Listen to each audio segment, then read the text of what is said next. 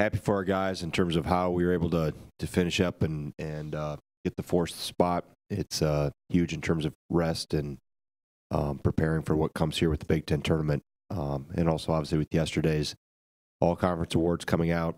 Obviously for Ethan to do it, 3 times as a sophomore, junior, and senior, be on the first team is a heck of an accomplishment. And obviously for Meach to be on the honorable mention team as well. Said it's a good testament to our team in terms of how we finished, where we finished. Now we get ready for what comes next. Questions? Yeah, Greg, I mean, obviously it takes more than one player to defend, but I'm just curious if you were surprised at all that no one of your guys got any defensive recognition on that all-defensive team. Well, I think that's a great testament to the quote that the sum is greater than the parts, or the sum of the whole is greater than the parts. And I think if you look at our guys individually, maybe no individual numbers that you would look at or people get caught up in defensively jumped out, whether it's blocks or steals. Those are the 2 primary ones. But I think this group collectively has bought in and grown. Defensively is, if in the research we've done, they're the third. There's only been 2 teams we've had here in the Ken Palmer that have been better defensively.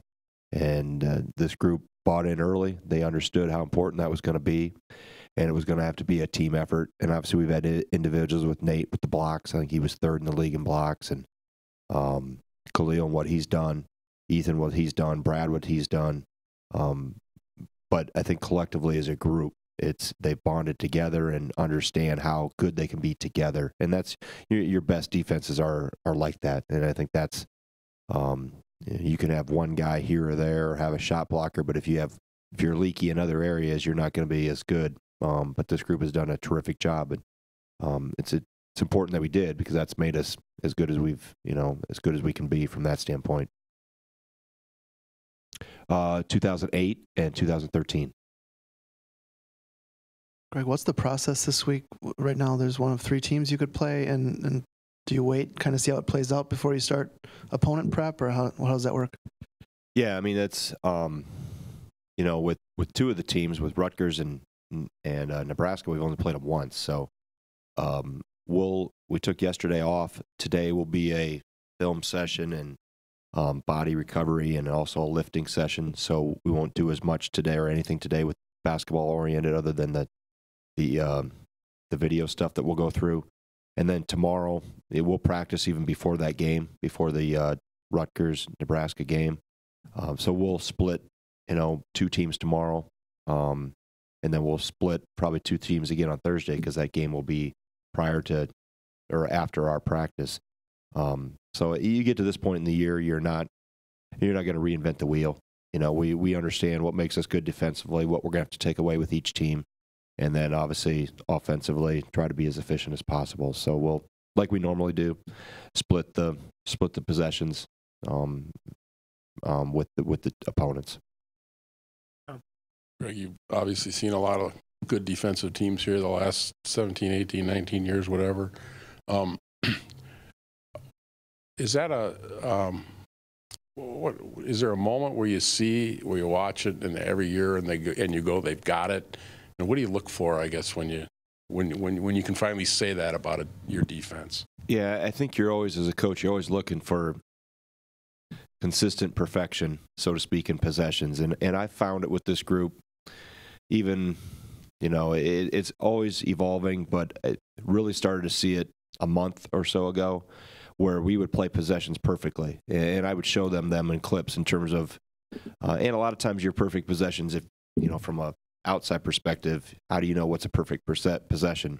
A lot of times it's a shot clock violation that is the end result at it. But we had one against Iowa in the first half where every part of your defense was tested in terms of ball screen defense, driving line, rotations, switching at the end of shot clock situations, rebounding, and we played a perfect possession. And that's where you show just positioning. Nobody's gambling, so to speak. Nobody's getting out of position. But if there is a breakdown, somebody's covering up. And when you have that synergy together, the moving parts, and everybody always talks about chemistry and synergy offensively and makes a good offensive team, and that takes time to develop and evolve. And I think the same thing can be said defensively, that it takes time to learn each other's tendencies, strengths, how you cover up for each other. And you see it start to grow, but I think as you turn the calendar usually to that, late January into February, as you come down stretch runs of conference play, you start to see it more consistent. Then you see moments of brilliance, and I think that's what one of the possessions at Iowa or here against Iowa, and even possessions Sunday at Ohio State. None of them were in the last 7 minutes, but there was a lot even in the first half that defensively we were hard to score on, and there's hard to find. We talk about taking the air, taking away their oxygen, and they just can't find anywhere to go and end up having to take a really bad shot. So we've seen more and more of that, but there's never an exact moment when it appears. It's kind of organic how it grows on its own. Yeah, Greg, you've talked all season about your reserves, that one night it could be Kobe, one night it could be Brevin.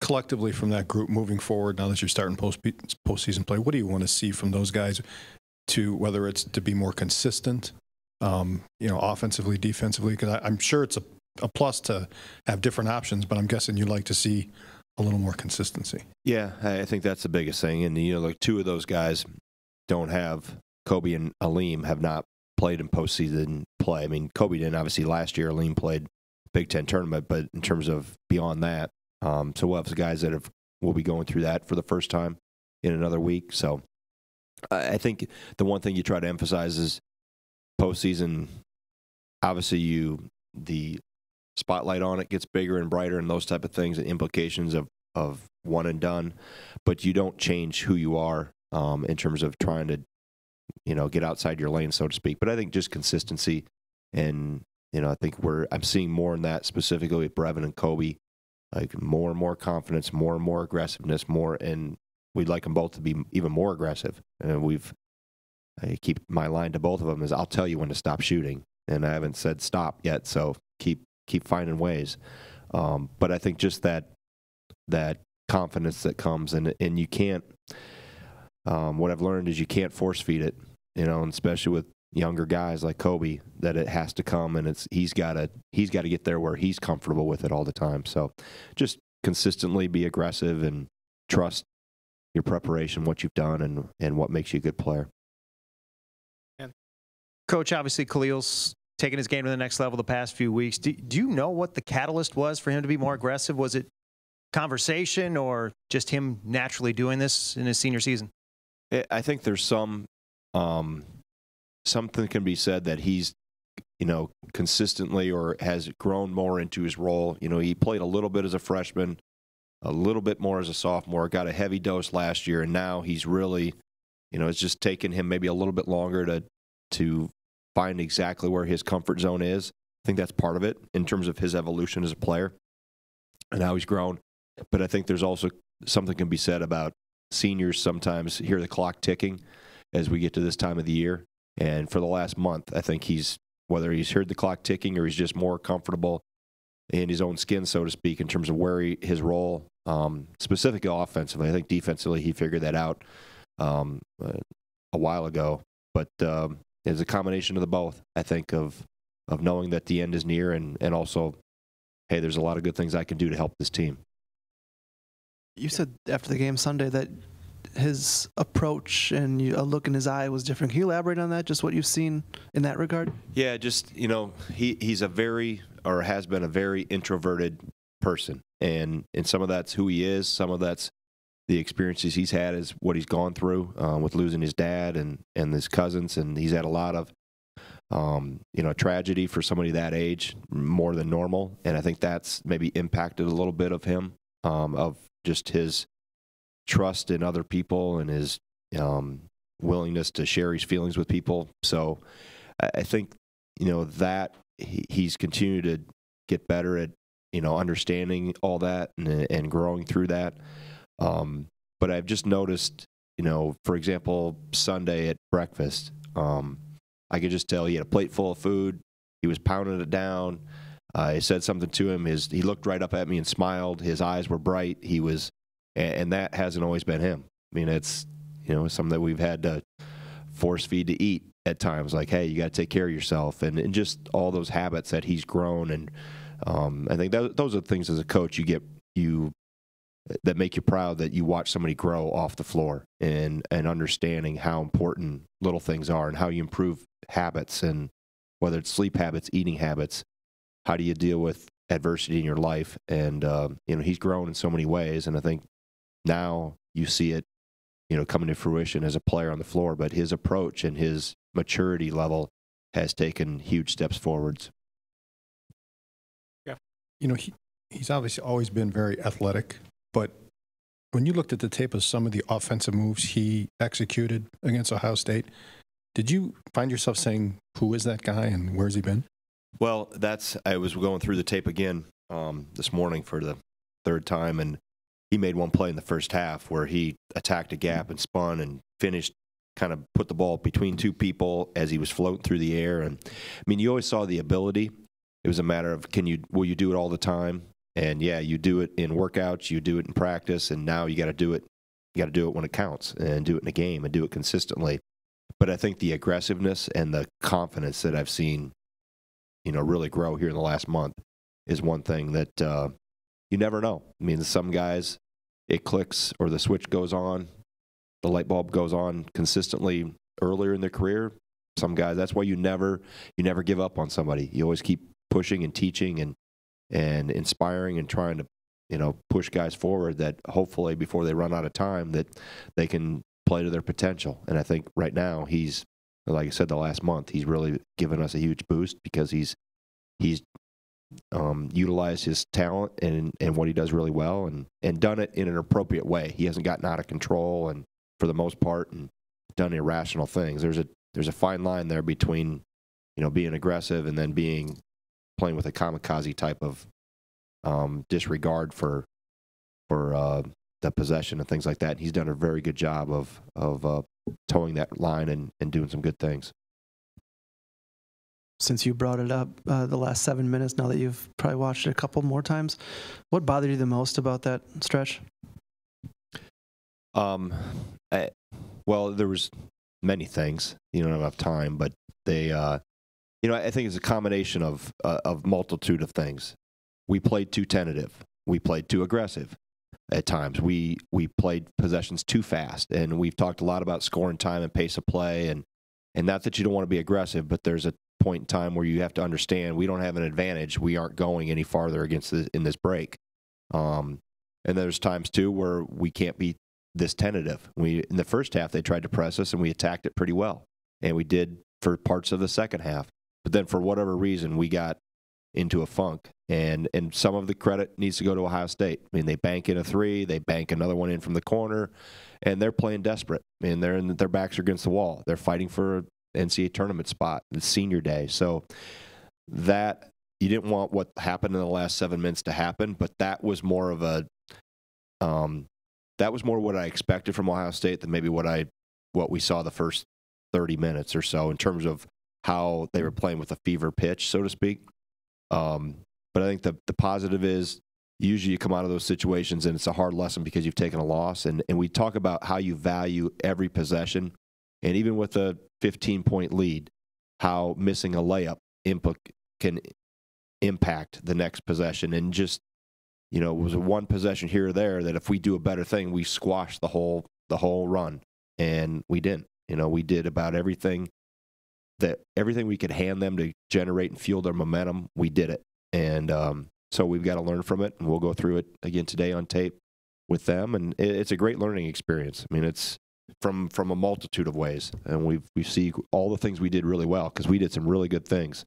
I thought we offensively, even in the first half, even though we didn't score, going through it again this morning, our spacing and our ball movement was more consistent. And obviously the second half, it got pretty good there for a while. And it always helps when you make shots, as we talked about after the game. But then that 6-7 minutes there from the 8-minute media timeout, and they were making some shots before that. I mean, the run started then, but they were starting to generate some confidence. They made some shots at the 10-minute mark and the 11-minute mark that you could see their offensive confidence starting to grow. And it was a matter of we were going to hand it to them or we were going to, you know, fight back. And for that, like I said, that stretch of the last 7 or 8 minutes. We got way too much on our heels, but at the same time, we did some things that, like I said, we attacked too much at times and played the possession too fast. When you're up 15, why are you going 2-on-3 or 2-on-4 or 3 on a set defense and forcing some issues? So we have to be smarter, we have to be wiser, and understand. I talk a lot about cause and effect, and a lot of things that we were the primary cause of, or we caused by ourselves, and it affected the game on the other end. And then, like I said, momentum and the 3-point shot, it can swing things in a hurry. Now that we've hit March, I'm curious if there a common trait that you've seen from some of the teams that have had success here in March that you are hoping to see out of you guys the next couple of weeks? Well, I think the biggest thing is just you don't change who you are. You don't let the atmosphere or the bright lights and the attention and those things change and get you away from what has made you for a good team for the previous 30-some games. And each team has come in with a different, I guess, set of qualities. The 2015 team comes in with a boatload of confidence and off a Final Four and the most efficient team in the modern or analytical era. And then we've had some really good defensive teams, and it's such a mixed bag of what makes you successful. And some of it's out of your control. And it's a lot about who you're matched up with, who's hot. Are you hot? Do you have an individual or two that get really hot? Who's healthy? We've gone into the postseason banged up. We've seen teams that are banged up, and so it's there's a lot of variables that go into it. But I think the main thing is you have to remember what's got you there and what's made you good, and try to stay as consistent as possible in those areas. Anything else for Coach? Oh, one more over on the side here. Yeah, obviously the team's played in a lot of close games here towards the end of the season, mentioning, how the Ohio State game is a learning experience for you guys. How valuable do you think the close late game experience is for the team going into this week, going into March? Well, I think it's as long as you're learning from it and making sure that the next time you're in those situations, which you're going to be, I think the league has prepared us for, those type of situations, and as long as you're taking steps forward and learning every time and trying to get better in terms of, and it's not only the late games, it's like I mentioned, we just talked about the 7 minutes at Ohio State, how every possession matters. And I think that's the one thing the spotlight gets thrown on the last 5 possessions or the last 2 possessions or maybe the last possession. But there are so many things that happen in between with 10 minutes to go, with 5 minutes to go, with 12 minutes to go, that put you in position either it's going to be a close game at the end, or you've been able to develop enough of a cushion or establish enough of a cushion that's not going to be. So just got to value every possession. Every possession matters on both ends, and you can't disregard or devalue any of them at any time.